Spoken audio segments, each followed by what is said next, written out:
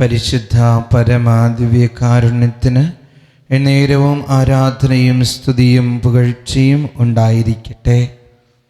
ഇന്ന് ഈ സായാഹ്നത്തിൽ നമ്മുടെ സൃഷ്ടാവിൻ്റെ മുന്നിലായിരിക്കാൻ അവിടുന്ന് നമുക്ക് അവസരം നൽകിയതിന്, നമ്മുടെ ഹൃദയത്തിൻ്റെ സങ്കടങ്ങളും വേദനകളും ദുഃഖങ്ങളുമെല്ലാം അവിടുത്തോട് പങ്കുവയ്ക്കാൻ നമുക്ക് ഒരവസരം നൽകിയതിന് ഈശോയ്ക്ക് നമുക്ക് നന്ദി പറയാം കേട്ടോ.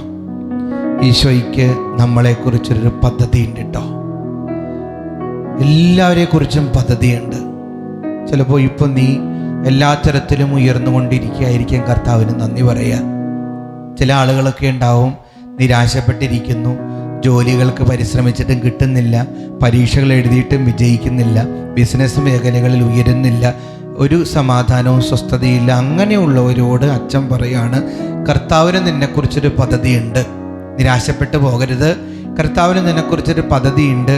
കർത്താവ് നേരത്തെയും വരത്തില്ല, വൈകിയും വരത്തില്ല. കൃത്യസമയത്ത് കർത്താവിൻ്റെ നിന്റെ ജീവിതത്തിൽ അനുഗ്രഹമായിട്ട് കടന്നു വരൂ കേട്ടോ. ജെറമ്യാ 1:5 പറയുമല്ലോ, മാതാവിൻ്റെ ഉദരത്തിൽ നിനക്ക് രൂപം നൽകുന്നതിന് മുമ്പേ ഞാൻ നിന്നെ അറിഞ്ഞു, ജനിക്കുന്നതിന് മുമ്പേ ഞാൻ നിന്നെ വിശദീകരിച്ചു, ജനതകൾക്ക് പ്രവാചകനായി ഞാൻ നിന്നെ നിയോഗിച്ചു. വീണ്ടും റോമാ 8:28, ദൈവത്തെ സ്നേഹിക്കുന്നവർക്ക് അവിടുത്തെ പദ്ധതി അനുസരിച്ച് വിളിക്കപ്പെട്ടവർക്ക് അവിടുന്ന് സകലവും നന്മയ്ക്കായി പരിണമിപ്പിക്കുന്നു.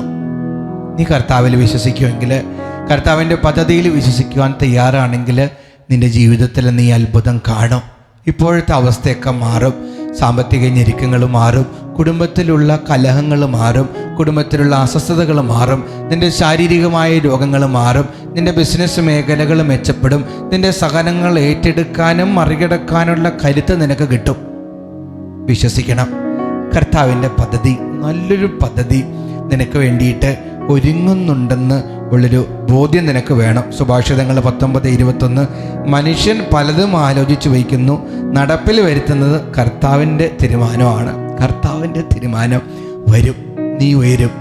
പൂർവ്വ യോസേപ്പ് അവൻ നിരാശപ്പെട്ടു പോയില്ലല്ലോ. പൊട്ടക്കിണറിൽ വീണപ്പെട്ടപ്പോൾ, കാരാഗ്രഹത്തിൽ കിടന്നപ്പോഴും ഒന്നും അവൻ നിരാശപ്പെട്ടില്ലല്ലോ. കർത്താവിൻ്റെ പദ്ധതിയിൽ ആശ്രയിച്ചില്ലേ, കർത്താവിൻ്റെ കൽപ്പനകൾ പാലിച്ചില്ലേ, അങ്ങനെ അവസാനം കർത്താവിൻ്റെ പദ്ധതി വിരിഞ്ഞില്ലേ, അവൻ ഈജിപ്തിൻ്റെ അധിപനായില്ലേ. ഇതുപോലെ നീ ഉയരും. നിരാശപ്പെടരുത് കേട്ടോ, തകർന്നു പോകരുത് കേട്ടോ, തളർന്നു പോകരുത്, ജീവിതത്തോട് തോറ്റ് ഓടിപ്പോവുകയും ചെയ്യരുത്, പരാജയപ്പെട്ടു പോകരുത്. കർത്താവ് നിന്നെ ഉയർത്തും, നിന്നെ ഉയർത്തും, നിന്നെ ഉയർത്തും. ഇന്ന് മെസ്സേജ് ബോക്സിൽ ടൈപ്പ് ചെയ്യണം, ഈശോയെ ഞാൻ പൂർണ്ണമായും അങ്ങയിൽ ശരണപ്പെടുന്നു. ദിവ്യകാരുണ്യനാഥൻ നമ്മെ അനുഗ്രഹിക്കട്ടെ.